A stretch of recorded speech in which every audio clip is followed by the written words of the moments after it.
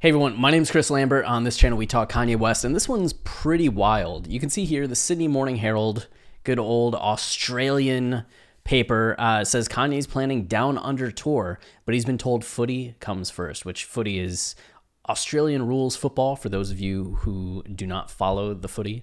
And you can see here Sammy McClure and Carl Quinn with this article. One of the world's best-known musicians, Kanye West, plans to play stadium concerts in Australia this year, which is kind of like huge. I don't think Ye's been back to Australia since the Yeezus tour. So what, we're almost on a decade? That was 2013 that he did that tour.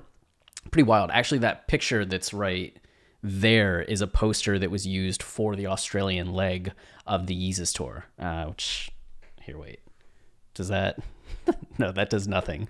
But you can kind of see Ye holding the mic, standing over like a pyramid. Yeah, the pyramid that's the mountain that's part of the tour. Anyway, but he's already been told he must adjust his schedule to accommodate a round one match of the AFL. AFL's cool. If you've never watched an AFL match, it's kind of like rugby meets soccer. But you're as tall as basketball players and doing all this jumping, all this running, but some like kicking and catching. I don't know. It was really fun. When I lived there, I got a kick out of going to like the local pub and just getting a drink and watching AFL. But the artist, who has legally changed his name to Ye, has won 22 Grammys, produced the likes of Beyonce, Drake, and John Legend, and sold more than 140 million records worldwide. His latest album, Donda, has broken chart records, yada. But it seems West's star power was not sufficient to convince the AFL, which owns Melbourne's Marvel Stadium, which I just call it Melbourne's Marvel Stadium, where he intends to play, to move an opening fixture between St. Kilda and Collingwood to another venue. Entertainment and sports industry sources have confirmed that West's entourage approached the AFL proposing for him to take the stage on March 21st, which is so soon. The sources said West would now perform before the start of the season, most likely to be on the weekend beginning March 12th. So apparently this album is supposed to come out the 22nd, and then Ye would be in Australia like a couple weeks later performing it on stage. That'd be wild. I hope it happens. It'd be amazing for Australian fans. Like if Ye was doing international shows this year, I'd be so happy. Of course, I want to see Ye in concert again, but I just think it would be so cool for how many international fans that there are that have never been able to see him to finally get that opportunity. If he were to go to Australia, if he were to go to Japan, if he goes back to like Europe, South America, like he needs another show in Brazil, right? Okay. So West has not yet announced a global tour, but a senior entertainment industry source said he needed to return to Las Vegas by April 4th to attend the Grammys. He is due to headline the Coachella Festival in the United States on April 15th and 22nd. So yeah, that definitely seems to put off a global tour. I mean, Ye can fly back and forth. He has the money for all the private jet travel he could ever need. But if he's in Australia for, a couple weeks, goes back for the Grammys of all things. So if Ye's going to the Grammys, you imagine that he's winning something. It would be awesome if they gave him Album of the Year, because to me it was the Album of the Year. But I would love to see Ye actually win an Album of the Year, not just for like hip hop, but like Album of the Year. That'd be fantastic. This would be the seventh time the hitmaker, whose albums also include The Life of Pablo, Yeezus, and Late Registration, has performed in Australia. Okay, so they get into it. Following tours in 2006 twice, in 2014, and festival appearances at Good Vibrations in 2008, Splendor in the Grass in 2011, and Big Day Out in 2012. Assuming he's allowed in, West's vaccination status remains unclear. Oh yeah, that's a huge thing in Australia. I've been seeing headlines about like, I mean, it's a huge thing everywhere right now, but wasn't it just the tennis guy got kicked out? Oh, yeah, they get to that later in the article. See, I should just read the article and stop jumping ahead. In November, he said he had received one dose, and in another interview, he likened vaccines to the devil's work. Yeah, which, like, I think this one came after this one. Like, this is the older interview, and this was the newer interview. When they say the way we're going to fix COVID is with vaccines, I'm extremely cautious, he said in an interview with Forbes in 2020. Yeah, okay. Once again, I got ahead of things. I'm like trying to give context. This is a very good article because it's giving all the context that I want to give. That's the mark of the beast. Yeah. Australian health experts say approved COVID-19 vaccines are rigorously tested, safe, and provide a significant layer of protection against the virus.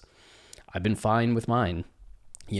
If Australia maintains its tough stance on border control as it relates to the risk of stirring up anti-vax activism, as in the Novak Djokovic case, so tennis greats Novak Djokovic ended up lying about his vaccination status, getting found out, and they banished him from the Australia Open. And right now he's currently banned from the country.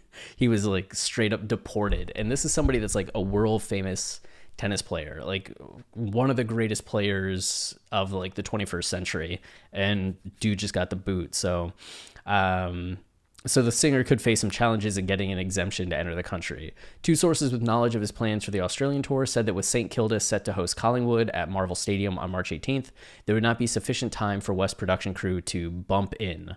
I don't know what that means. West is being brought out by tour organizer TEG, which owns Ticket Tech, with the assistance of Visit Victoria. The AFL reportedly gave them a firm no when they asked if the Pies and Saints match could be moved. Wait, are they the St Kilda Pies? What a name. The MCG would have been the likely alternative venue to Marvel. St Kilda have won only 12 matches in the past 11 years at the MCG. Wow. That seems low. West tour of Australia would come as welcome news to an industry plagued by pandemic-related event shutdowns, and also the AFL, which has, alongside the state government, poured tens of millions of dollars into the redevelopment of Marvel Stadium in Melbourne's Docklands. The concert would be an opportunity to show its credentials as a multi-purpose venue. It is unclear whether the AFL would charge a flat fee for the use of Marvel Stadium as a concert venue or whether it would take a commission on the ticket sales. This is such a detailed article and so dramatically different from all the American articles that I read all the time. It's so refreshing. I'm so happy right now. The plans for West Tour have not been finalized or publicly announced. Despite his reputation for controversy, West's popularity remains strong in Australia. His 10th album, Donda, debuted at the top spot on the Australian album charts with a record-setting 19 tracks making it into the single charts. He's only known in America. And if you're not on Twitter and seeing Taylor fans saying that all the time, then I must have just sounded really weird. But on Twitter, Taylor fans all the time talk about Ye only being known in America and only popular in America. It's funny, I get in an argument with one time. I don't know why. I don't know why I do this to myself, but I was entertained. I just wanted to see what would happen, Like, can I convince someone that is being irrational just to accept one fact? So they were saying that Ye is only known in America, and I was like, well, actually, his albums like College Dropout, Late Registration, Graduation were chart-topping albums in the UK when they came out. And they're like, well, no. They straight up told me no, that wasn't true. I was like, here are the numbers. They were on the charts. And they're like, nope. He wasn't known until Taylor Swift actually was the one that made him. I think Kim, were the ones that made him known, but otherwise nobody knows him. I'm like, these albums charted. He has songs that were the top songs. And they're just like, nope, straight denial.